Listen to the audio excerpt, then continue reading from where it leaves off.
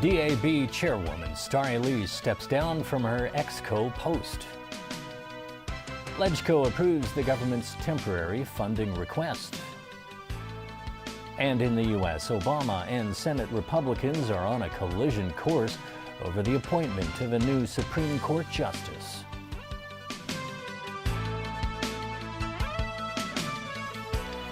Good evening. Thanks for joining us. The head of the Democratic Alliance for the Betterment and Progress of Hong Kong has quit the Executive Council. Starry Lee says she has to focus on DAB matters and her duties as a legislator. But as Ronnie Somtani reports, her departure is fueling speculation that she may run in the next chief executive election. I have decided to concentrate my time and effort in the council work and also to the DAB work. Starry Lee said she raised the idea of quitting her executive council post after being elected chairwoman of the DAB last year, and her resignation was accepted recently by Chief Executive Leung Chun-ying. Her departure from the SAR's decision-making body has raised speculations that she may want to run in the 2017 chief executive election. But when journalists asked her about this, Lee shrugged off the idea and responded, "I think you're thinking too much." The chief executive expressed gratitude for Lee's contribution to EXCO and announced DAB lawmaker Ip Kwok Kim would replace her effective immediately. Lee had been serving in EXCO since July 2012. The 42-year-old is also a legislator as well as a district councillor. Pan Democrats commented on Lee's sudden EXCO departure. If Starry Lee, as the DAB chair lady, has to resign, although using other excuse, which is unbelievable, it means the C.Y. Leung's government lack the support of even the pro-government alliance. Labour Party lawmaker Sid Ho noted Lee has a heavy workload with her three roles in LegCo, EXCO and the District Council. She said working in both EXCO and LegCo can pose a challenge. EXCO assists the government in decision-making while LegCo monitors the government's work. But Ho is not buying Lee's reason for quitting. We cannot prove that whether it is the DAB, the party's line to the cut clean with C.Y. Leung before the next Legislative Council election. And I really cannot take the excuse that because the Honourable Starry Lee take the position of the party leader, therefore she needs to quit from the Executive Council because she took the party leader's position for quite a while already. Lawmaker and executive councillor Regina Ip pointed out that Lee has to not only juggle all her jobs, but she also has a small daughter and a family to take care of. And so Ip thinks it's good that Lee is stepping down. Ronnie Samtani, TVB News. The Legislative Council has approved a government request of $90.4 billion in provisional funding. The money will be spent on public expenditures until the annual budget is endorsed by lawmakers. Wenna Wong reports.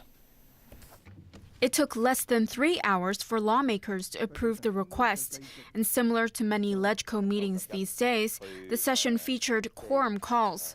The first was made by Raymond Chan of People Power, just as Wong Ting Kwong of the Democratic Alliance for the Betterment and Progress of Hong Kong was making a speech criticizing opposition lawmakers. No Pan Democrat was present at the time. Today's council meeting discussed a $90.4 billion provisional funding request. It'll be used for public expenditure until lawmakers approve the budget for the next fiscal year, which begins in April. Legislators earlier agreed to move this item to the top of the agenda so that it could be passed as quickly as possible. Mr. President, I speak in support of the motion. We fully appreciate the reasons given by the Secretary. We accept the reasons and we want the motion to be passed. As for the content of the budget, well, that's a separate discussion later on. Before the budget is passed, this is a necessary step to take. And the government is asking for $19.4 billion only, representing around 21% of the total appropriation for the year. Chan defended his decision to use quorum calls. 呢個流唔流會呢，就唔係我造成嘅喎。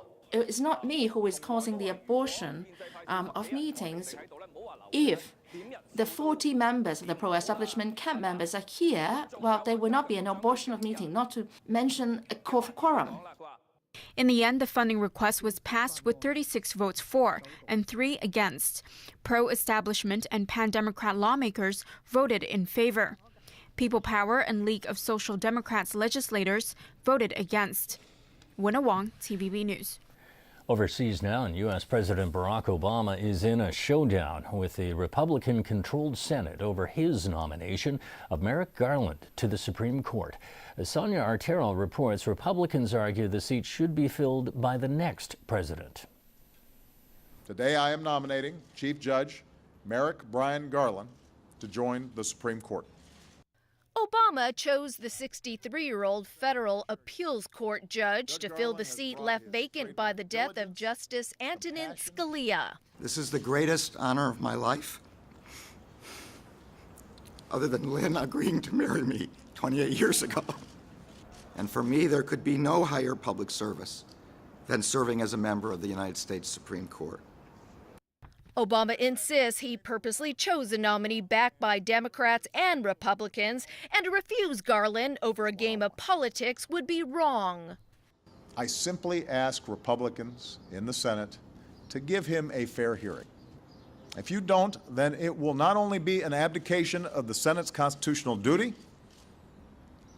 it will indicate a process for nominating and confirming judges that is beyond repair.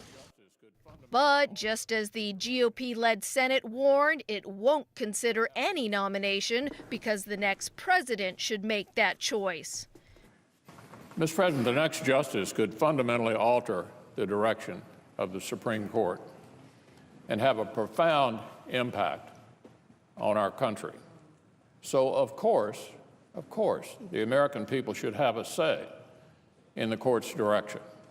And to rub salt in the wound, the Senate cited a rule used by Obama's current Vice President, Joe Biden. In 1992, Biden was a senator who insisted no nominee should be confirmed during a president's final year. The Senate will continue to observe the Biden rule so that the American people have a voice in this momentous decision. Garland is best known for leading the team that brought Oklahoma City bomber Timothy McVeigh to trial and the case against Unabomber Ted Kaczynski. On the bench, he's considered moderate, voting to uphold environmental laws and is tough on criminals. Sonia Artero, TVB News. A three-way race for the Republican nomination is heading for a chaotic finale. Frontrunner Donald Trump is warning of riots if he's denied the nomination. With Trump leading with delegates, the GOP establishment is looking at three scenarios playing out. Ted Cruz and John Kasich can surrender to Trump, fight against him, or find someone else to take him on. Trump warns that if his numbers are close to the delegates required, he should be awarded the nomination or expect riots by his supporters. On the Democratic front, Hillary Clinton knows young women prefer Bernie Sanders over her, so the Democratic frontrunner went after Sanders' voter base with an appearance on Broad City. That's a comedy about two women in their 20s living in New York City. Protests erupted in Brazil after President Dilma Rousseff named her predecessor, former President Luiz Inácio Lula da Silva, to the post of Chief of Staff. The protesters are also inflamed by the release of telephone recordings that fed opposition claims that the appointment was meant to shield Lula from prosecution on corruption allegations. Alan Booknia reports. Police used tear gas and stun grenades as an estimated 5,000 anti-government protesters amassed outside the Congress building last night. Speaking at a news conference after her announcement, Rousseff vehemently denied Lula accepted the appointment to delay an investigation into his dealings. Earlier this month, he was questioned by police in connection with a sprawling corruption investigation at Brazil's state-run oil company Petrobras. Under Brazilian law, Only the Supreme Court can authorize investigations into cabinet members and legislators before putting them on trial. Lula's appointment is viewed by many as a way to shield him from his legal woes. Alô. Shortly after Rousseff's announcement, the judge overseeing the corruption investigation released nearly 50 audio recordings of conversations between Lula and public officials that he said were apparent attempts by Lula to influence or obtain help. In his statement, the judge said democracies demand that people know what their officials are doing, even when they attempt to act under the cover of shadow. He added, however, there was no evidence that anyone proceeded in an inappropriate manner. Rousseff added that Lula's appointment to Chief of Staff doesn't mean he won't be investigated. It's just a question of who will do the investigating. Rousseff herself is battling calls for her impeachment. Lula, who was president from 2003 to 2010, is a dexterous political operator who's seen as Rousseff's best hope for shoring up support for the administration and sealing alliances with key centrist and right-leaning parties in Congress. Alan Buckniat, TVB News. Peace talks aimed at brokering an end to the 5-year civil war in Syria moved into a third day with a new level of complexity. Syria's 3 Kurdish-controlled regions have voted to approve the establishment of a federal system in the north of the country. But the proposal is already running into stiff opposition. A Kurdish declaration of a federal system would create a more decentralized government to represent all ethnic groups that already have de facto autonomy.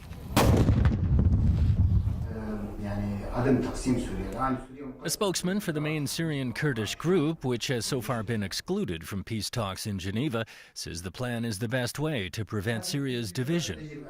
But Turkey, the Syrian government, and the rebels who oppose it are all against the idea, fearing it would lead to a partition of the country. The Turkish government considers the group a terrorist organization. The U.S. State Department is equally unenthusiastic, but has signaled it could accept such an arrangement if the Syrians collectively agreed on it. I would just say we've been very clear that we won't recognize any kind of self-autonomous or self-rule, semi-autonomous zones in Syria. This is something that needs to be discussed and agreed upon by the relevant parties in Geneva, but then broadly more accepted by the Syrian people themselves. Meanwhile, Russia continues to pull more warplanes out of Syria as new deliveries of humanitarian aid reach the hardest hit areas during the cessation of hostilities. Russian President Vladimir Putin's decision to withdraw most of his country's forces surprised the West, but the Syrian government says the announcement was expected. It was a coordinated, joint political decision taken both by Moscow and Damascus jointly. Our friends and allies, the Russians, came to Syria by a joint decision. The Geneva talks are part of a diplomatic push to hammer out a political track to end the conflict. The UN mediator has named a Russian academic to his team of advisors in a nod to Moscow's importance in brokering an end to the fighting. Back locally, the hospital authority is warning of another overcrowding crisis at public hospitals, even though the overall numbers of patients has fallen. Evelina Long reports.